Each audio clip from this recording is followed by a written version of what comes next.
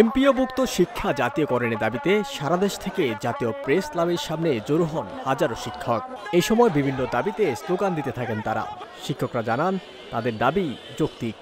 যে সুবিধাটা পান সেই সুবিধাটা বাংলাদেশের আপামর জনসাধারণ এই গণঅভ্যুত্থানের পরে সবাই এইটাকে মানে এখন এটা সবার কাম্য, সবাই এটা চাচ্ছি যে আমাদের একটা পার্সেন্টেজ আসুক, সেটা আমাদের ওখানে দাবি করে আসছে, 20% দাবি করে আসছে আর কি। শিক্ষা ব্যবস্থা হওয়ার জন্য একটা একমুখীকরণ করা দরকার এবং তার জন্য করতে হবে জাতীয়করণ বলতে মাধ্যমিক এবং উচ্চ মাধ্যমিক সহ, যেখানে ষষ্ঠ শ্রেণী দ্বাদশ শ্রেণী পর্যন্ত সকলের জন্য, সকল শিক্ষার্থীর জন্য থাকবে একরকম সিস্টেম। সরকার পরিবর্তন হয়, এদেশের মানে সবকিছু পরিবর্তন হয়, কিন্তু আমাদের ভাগ্যের কোনো পরিবর্তন হয় না। এরপর সচিবালয় অভিমুখে পদযাত্রা স্থগিত করে শিক্ষা উপদেষ্টার সঙ্গে দেখা করতে যান শিক্ষকদের 12 সদস্যের একটি প্রতিনিধি দল। বৈঠকে শিক্ষকদের দাবিগুলো মেনে নেওয়ার আশ্বাস দেওয়া হয়। আপনারা যে ডিউ লেটার দিয়েছেন 1000-কে 2000 টাকা বাড়া, তারা বলেছে আমরা 100 ভাগ বাড়িয়েছি। আমি বলেছি এটা শুভঙ্করের ফাঁকি। বিগত সরকার 100-কে 400 করেছে, বলেছে 300 ভাগ বাড়াইছি।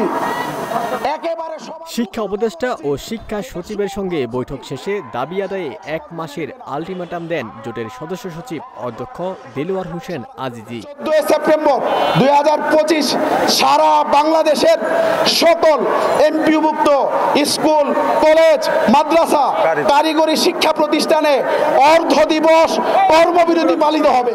এদিকে আন্দোলনের প্রেক্ষিতে শিক্ষকদের বাড়ি ভাড়া বাবদ ভাতা 1000 টাকা বাড়িয়ে 2000 টাকা ও চিকিৎসা ভাতা 500 টাকা বাড়িয়ে 1000 টাকা করার প্রস্তাবনা অর্থ মন্ত্রণালয়ে পাঠানো হয়েছে। কমপক্ষে আমাদের বাড়ি ভাড়া পার্সেন্ট আকারে 20% দিতে হবে, আমরা দাবি জানাই।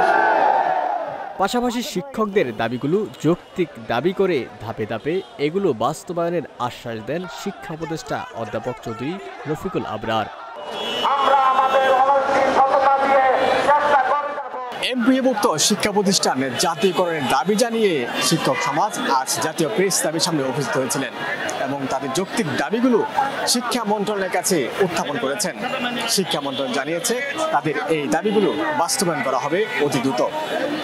শিক্ষকরা বলছেন যদি দাবিগুলো দ্রুত মেনে না নেওয়া হয় তাহলে আবারও রাজপথে নামার হুঁশিয়ারি দিয়েছেন তারা।